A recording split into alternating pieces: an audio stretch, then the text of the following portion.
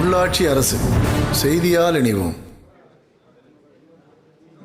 இன்று நம் தமிழகத்தில் புதிதாக தொடங்கப்பட்ட தமிழ்நாடு காக்ரோச் ஜனதா கட்சியினுடைய கட்சி கொடி மற்றும் கொள்கைகள் விளக்க கூட்டத்திற்கு வருகை தந்திருக்க உங்கள் அனைவரையும் வருகிற வணக்கத்துடன் வரவேற்கிறேன்.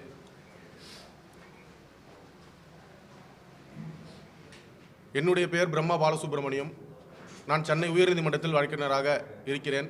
நான் இந்த கட்சியினுடைய நிறுவன தலைவர். இவருடைய பேர் சிவகுமார், இவரும் வழக்கறிஞர். இந்த கட்சியினுடைய பொதுச் செயலாளர். இவருடைய பெயர் ஜனார்த்தனன், வழக்கறிஞர். இவர் இந்த கட்சியினுடைய மாநில ஒருங்கிணைப்பாளர். அவருடைய பேர் கிருஷ்ணகுமார், இந்த கட்சியினுடைய மாநில துணைத் தலைவர். இவருடைய பேர் வழக்கறிஞர் பாலாஜி, அவர் இந்த கட்சியினுடைய துணை பொதுச் செயலாளர். மேலும் இந்த கட்சியினுடைய முக்கிய நிர்வாகிகளும் இந்த நிகழ்வில் கலந்து கொண்டுள்ளார். அவங்க அனைவரும் பின்னாடி இருக்காங்க. இந்த கட்சியானது முதல்ல உங்களுக்கு ஒரு எண்ணம் வரும், என்னது இது காக்ரோச் ஜனதா பார்ட்டி, ஒரு பேசும்போதெல்லாம் திடீர்னு ஒரு பார்ட்டி ஒன்று ஆரம்பித்து பதிவு செஞ்சு உட்காந்துக்கிட்டு இருக்காங்களே, அதுவும் வழக்கறிஞர்களாக இருக்காங்களே அப்படின்ற ஒரு எண்ணம் உங்கள் எல்லாருக்கும் இருக்கும். அதுக்கு முன்னாடி தெளிவுபடுத்த முடிந்த இந்த கட்சியினுடைய தொடக்கத்துக்கு ஊன்றுகோலாக இருந்த எங்களுடைய உச்ச நீதிமன்ற தலைமை நீதியரசர் மாண்புமிகு சூரியகாந்த் அவர்களுக்கு எங்கள் முதல் வணக்கங்களை தெரிவித்துக் கொள்கிறோம். அவர் கடந்த மே 15ஆம் தேதி நடந்த ஒரு வழக்கில் நம் நாட்டுடைய இளைஞர்கள் எல்லாருமே காக்ரோச்சஸ் மாதிரி இருக்காங்க, எல்லாருமே சோஷியல் மீடியாவில் மூழ்கி இருக்காங்க, யாருமே எம்ப்ளாய்மெண்ட்டுக்கு சரி வர போகிறதில்ல அப்படின்னு சொல்கிறாங்க. அதை பேஸ் பண்ணி அபிஜித் அப்படின்ற ஒரு நபர் சோஷியல் மீடியாவில் காக்ரோச் ஜனதா பார்ட்டி அப்படின்ற ஒரு பதிவை ஒன்று போடுறாரு. அதில் ஏகப்பட்ட இளைஞர்கள் நம்ம நாடு முழுக்க அந்த அவர் போட்ட அந்த பேஜில் இணைகிறாங்க. அதன் அடிப்படையில் தமிழகத்தில் நம்முடைய இன்றைக்கி இருக்க காலகட்டத்தில் இருக்க இளைஞர்களுக்கு ஒரு ஊன்றுகோலாக நாங்கள் முன்னெடுத்து நாங்கள் முன்னெடுத்து இந்த கட்சியை பதிவு செய்து அடுத்த கட்டத்துக்கு கொண்டு போகிற கணக்கு அந்த கட்சியை பதிவு செஞ்சுருக்கோம். எங்களுடைய கட்சியோட கொள்கைகள் அப்படின்னு சொல்லி பார்த்தீங்கன்னா, முதல்ல சமூக நீதி. ஏற்கனவே சமூக நீதி பற்றி தான் அனைத்து கட்சிகளும் பேசுகிறாங்க. ஆனால் எந்த ஒரு கட்சியும் சமூக நீதியை பின்பற்ற மாதிரி தெரில இன்றைக்கி தேதி வரைக்கும். ஆனால் நாங்கள் முதல் சமூக நீதியை கண்டிப்பாக பின்பற்றணுன்ற ஒரு எண்ணத்தில் இருக்கோம். இரண்டாவது, அன்எம்ப்ளாய்மெண்ட். படித்த படிப்புக்கான வேலை இல்லை, அதற்கேற்ற ஊதியம் இல்லை. அந்த ஸ்லாபை கண்டிப்பாக ஃபிக்ஸ் பண்ணணும். சேலரி ஸ்லாப் ஒருத்தர் படிச்சிருக்காரு, ஒரு டிகிரி படிச்சிருக்காருன்னா அவருடைய அடிப்படை சம்பளம் இதுதான் அப்படின்ற ஒரு நிர்ணயத்தை கொண்டு வரணுன்ற ஒரு எண்ணத்துலேயும் எங்கள் கொள்கைகள் இருக்குது. மூன்றாவது, பெண்கள் 50% ரிசர்வேஷன் பெண்களுக்கு கொடுக்கணும். இந்த சமூகன்னு சொல்லும்போது ஜாதி வாரி கணக்கெடுப்பு கண்டிப்பாக கொண்டு வரணும். ஏன்னா 2011 எதுவும் எடுக்கல. 2011 நம்ம சென்ட்ரல் கவர்மெண்ட் எடுத்த அந்த சென்சஸ் கூட வெளியிடலை, அதை அப்படியே மூடி மறைச்சிட்டாங்க. இன்றைக்கி இப்போது இருக்கிற கரண்ட் கவர்மெண்ட் கண்டிப்பாக ஜாதி வாரியாக கணக்கெடுப்பு எடுப்போம் அப்படின்னு சொல்லியிருக்காங்க. அதை நாங்கள் முதல்ல வரவேற்கிறோம்.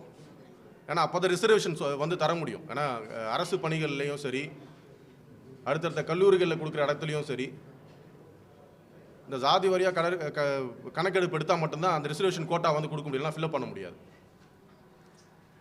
அடுத்தது நீட் தேர்வு.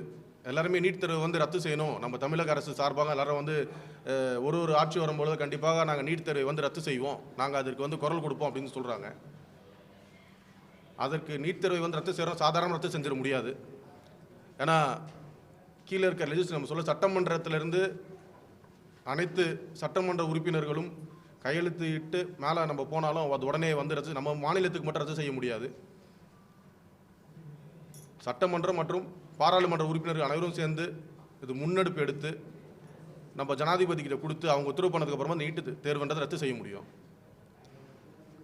இந்த விஷயங்கள் எல்லாத்தையும் முன்னெடுத்து தெளிவான விஷயங்களை வந்து மக்களிடம் கொண்டு போய் சேர்க்கணும் என்ற ஒரு விஷயத்துக்காக தான் அந்த கட்சியினுடைய கண்டிப்பாக சார். ஏன்னா நிறைய கட்சிகள் வந்து ஏற்கனவே முன்னாள் இருந்த கட்சிகளும் சரி எல்லாரும் வந்து வாக்குறுதிகளாக இருக்குதே தவிர்த்து யாரும் நிறைவேற்றலை. நாங்கள் வந்து வாக்குறுதிகளாக இருக்கக்கூடாது, ஏற்கனவே அவங்க சொன்ன மாதிரி ஸ்டேட்மெண்ட்டாக இருக்கக்கூடாது, நடைமுறைப்படுத்தணுன்ற காரணத்துக்காக தான் கட்சி நாங்கள் ஆரம்பிச்சிருக்கோம்.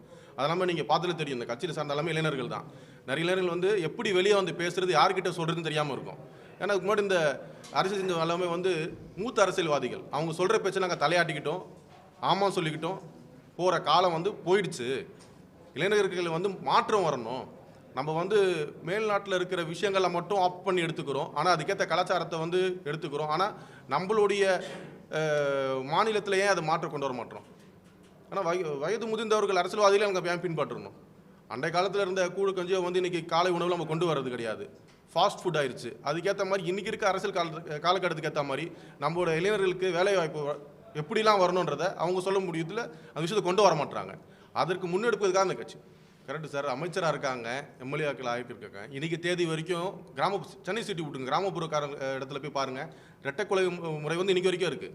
கிளாஸ் இருக்குது, ஸ்டீல் டம்ளர் இருக்குது, பேப்பர் டம்ளர் இருக்குது. ஏன் அது வந்து இன்னும் மாற்றலை? அப்போ சமூக வந்து சிட்டிக்குள்ளே தெரியல. அப்போ அந்த அமைச்சர் அந்த எம்எல்ஏ வந்து வந்திருக்காங்கன்னா இப்போல்லாம் இப்போ இருக்க முதலமைச்சருடைய ஒரு முகத்தை பார்த்து ஓட் போட்டிருக்காங்க, அவங்க வந்து தேர்ந்தெடுக்கப்பட்டிருக்கார்கள். அப்படின்னும் பொழுது நாங்கள் வந்து அந்த கட்டத்தை மாற்றி ஆகணுன்ற காரணத்துக்காக தான் முன்னாடி வரும்.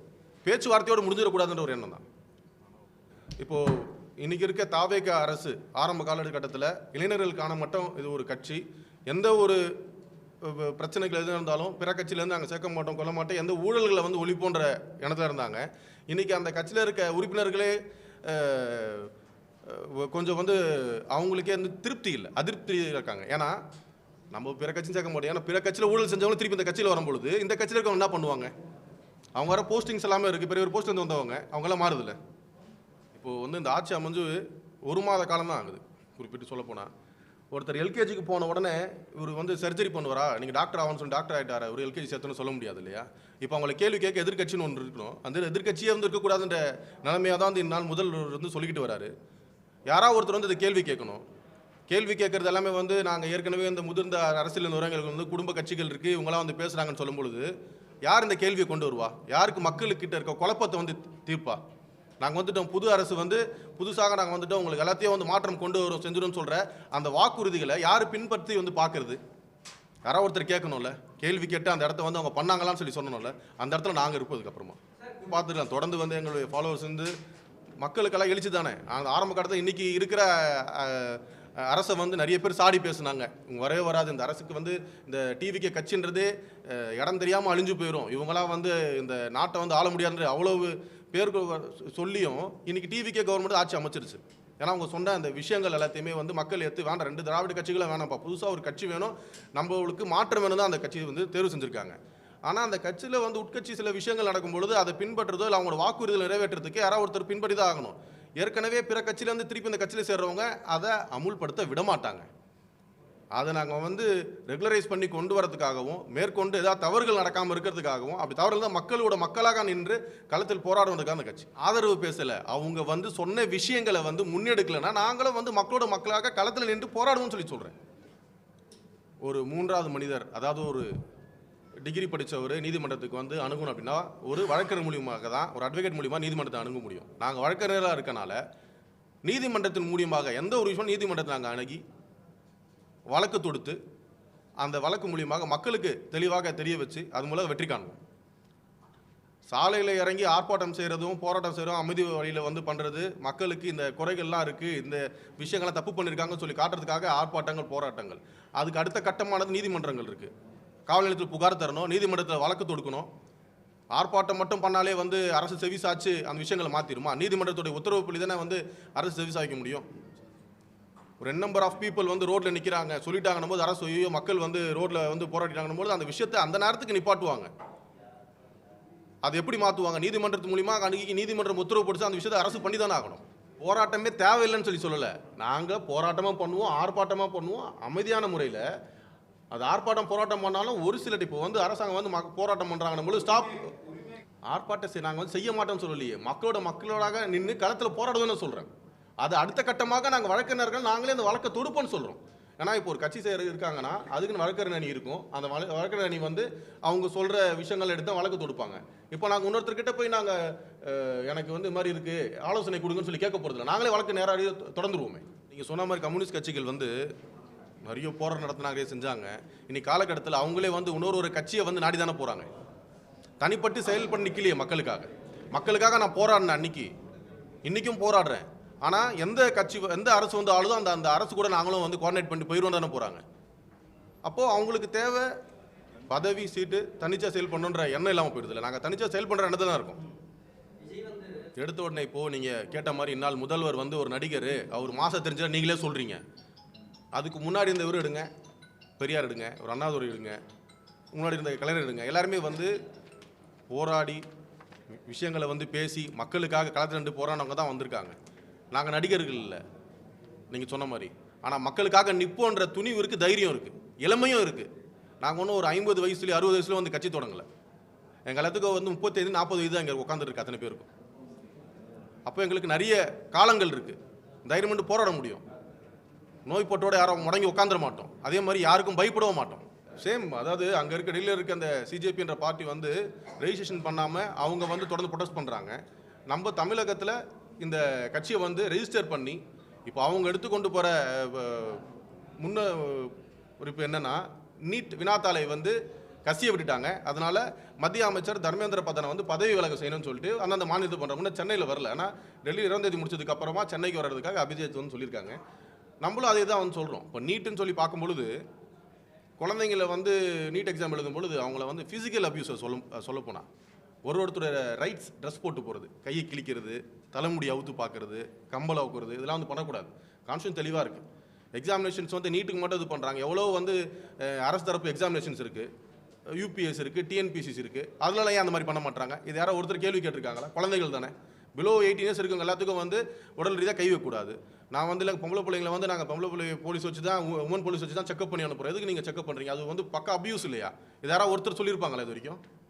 வினாத்தாள்களை வந்து வெளியிட்டாங்க, அதனால் வந்து மத்திய அமைச்சரை பதவி விலகணும்னு சொல்லி தான் எங்களுடைய ஆர்ப்பாட்டம். அப்போ வினாத்தாள் வெளியே வருதுன்னா இந்த வாட்டி வந்து தெரிய வந்துச்சு. இப்போ வந்து என்ன பண்ணுறாங்க, நம்மளுடைய ஏர்ஃபோர்ஸ் உடைய ஹெலிகாப்டர்களில் போய் இறங்குது, அங்கேருந்து சாலை மார்க்கமாக கொஸ்டின் பேப்பர் வினாத்தாக்கெல்லாம் கொண்டு போகிறாங்க. ஆனால் இந்த விஷயங்களை இதுக்கு முன்னாடி அவங்களுக்கு தேவை நபர்களுக்கு வினாத்தாள்களை வெளியிடுறது அவங்க நபர் தானே உள்ளே வருவாங்க. அதுதான் தொடர்ந்து தொடர்ந்து ஆர்ப்பாட்டம் பண்ணிட்டு இருக்கோம். இப்போ நீங்கள் இந்த கேள்வி நீங்கள் முன்வைக்கிறீங்க, கேள்வி முன்வைக்கிறவங்க யாரும் ஆர்ப்பாட்டம் பண்ண முடியல. எங்களை மலையில தானே ஆர்ப்பாட்டம் பண்ணணும், நாங்கள் தானே அந்த வெளியே சொல்லி காமிக்கணும். இப்போ நாங்கள் வந்து ஆர்ப்பாட்டம் பண்ணாத விஷயம் வந்து தெரியுது. நீட்டு என்ன விஷயம், ஒரு ஃபிசிக்கல் அபியூஸ்ன்ற விஷயம் நீங்கள் யாரும் யோசிச்சிருக்க மாட்டீங்க. ஒரு குழந்தைங்களை வந்து ஃபுல்லாக வந்து அவங்க செக் பண்ணி வைக்கிறது எந்த விதத்தில் வந்து ஏற்றுக்க முடியும்? இது யாராவது பேசியிருக்காங்களா? எங்களால் முடியும் நாங்கள் பேசுகிறோம். ஏன்னா அங்கே கோர்ட்டில் பார்க்குறோம். அது வந்து போக்சோ கீழே வந்து வழக்கு பதிவு பண்ணணும். ஒரு புகார் ஒன்று கொடுத்தா எப்படி வந்து ஃபிசிக்கலாக வந்து ஒரு குழந்தைய செக் பண்ணுவீங்க? வடக்கில் ஒருத்தர் வந்து வினாத்தாளை வெளியிட்டு பண்ணுறாரு. எப்படி ஒரு வினாத்தாள் போச்சு? யார் மூலியமாக போயிருக்கும்? கவர்மெண்ட் ஒரு கான்ஃபிடென்ஷியலாக ஒரு எக்ஸாம் நடத்துது, அந்த வினாத்தாள் எப்படி வெளியே போயிருக்கும்? அப்போ அரசாங்கத்தில் இருக்கிற நபர் தானே போயிருக்கும். இந்த நபர் ஒரு மாணவரை வந்து இவர் தான் வினாத்தாளை வெளியிட்டார், அவர் தான் வந்து புகைப்படம் கொடுத்தாருன்னா இவங்க சொல்லாமையே செஞ்சுருப்பாங்க. பேக்கப் இருக்கணும்ல யாராவது. நம்ம ஆர்ப்பாட்டன்றது கூடிய வரல தமிழகத்தில் நடக்க போகுது. நம்ம இந்த கட்சியை வந்து பதிவு செஞ்சுருக்கோம். கூடிய வரல நடக்க போகிற ஆர்ப்பாட்டத்தில் இந்த பேரில் வந்து நடக்கும். அது மட்டும் இல்லாமல் ஏற்கனவே ஆர்டிஐ வந்து போட்டிருக்கோம். எந்தெந்த மாநிலத்திற்கு எவ்வளோ கொஸ்டின் பேப்பர்ஸ் போயிருக்கு, அந்த அதிகாரிகள்லாம் யார், எந்த வகையில் மோட் போயிருக்கு. ஏன்னா அப்போ தானே உங்களுக்கு வந்து குற்றத்தை கண்டுபிடிக்க முடியும். நம்ம சாதாரணமாக அந்த எடுத்த உடனே வழக்கு போட முடியல. ஆர்டிஐயில் டீட்டெயில்ஸ் வரணும். ஆர்டிஐயில் விஷயங்கள் வந்ததுக்கப்புறமா இந்த அதிகாரி இந்த இடத்துல நடந்திருக்கு, இவர் அந்த டைமில் வந்து டியூட்டி பார்த்துருந்தார், யார் சீலை ஓப்பன் பண்ணதெல்லாம் எப்படி எங்களுக்கு தகவல் தெரியும்? போய் கேட்டோன்னு கொடுத்துருவாங்களா? தகவல் எடுத்த அப்புறம் தான் நான் வழக்கு பதிவு பண்ண முடியும். அதுக்கேற்ற ஆர்டிஐ போட்டுருக்கு, அந்த வழக்கு அப்புறம் வந்து பேசுகிறேன். சார் அவர்கள் உடனடியாக இரும்பு கரம் கொண்டு நடக்க வேணும். ஏன்னா இப்போ நீதிமன்றத்தில் வந்து நிறைய வழக்குகள் வந்து தேங்கி தான் இருக்குது. போக்சோ மேட்டர்ஸ் நாங்களே வந்து பார்க்குறோம். சில மேட்டர்ஸில் வந்து அக்யூஸ்டை வந்து மினிமம் பெயில் கொடுக்குறதே அப்போலாம் வந்து 2 months இருந்துச்சு. இப்போ ப்ரொலாங் பண்ணுறாங்க. ஆஸ் பர் கேசஸ் வந்து நீதிபதிகள் வந்து உடனே விடுதலை பண்ணுறது கிடையாது, அவங்கள பெயில் கொடுக்கறது இல்லை. ஆனால் அந்த வழக்குகளை வந்து துரிதமாக செயல்படுத்தி உடனே முடிக்கணும். அதை குற்றத்தில் ஈடுபட்ட நபர்களுக்கு கடுமையான தண்டனை வந்து பெற்றுத்தர வழிவகுக்க தமிழக அரசு சார்பாக தமிழக முதல்வர் அவர்களுக்கு வந்து முன்னெடுக்கணும். இல்லாமல் ஆவண கொலைகள், இந்த கொலைகளை வந்து கட்டுப்படுத்துறதுக்கும் அந்த கொலைகளை வந்து செய்கிறவங்களுக்கு கடுமையான தண்டனை வந்து பெற்றுத்தரப்படியும் தணிக்கைக்குழு அமைச்சு பெற்றுத்தரும்படி தமிழக முதல்வரிடம் வேண்டுகோள் வைக்கிறோம் அந்த கட்சி சார்பாக.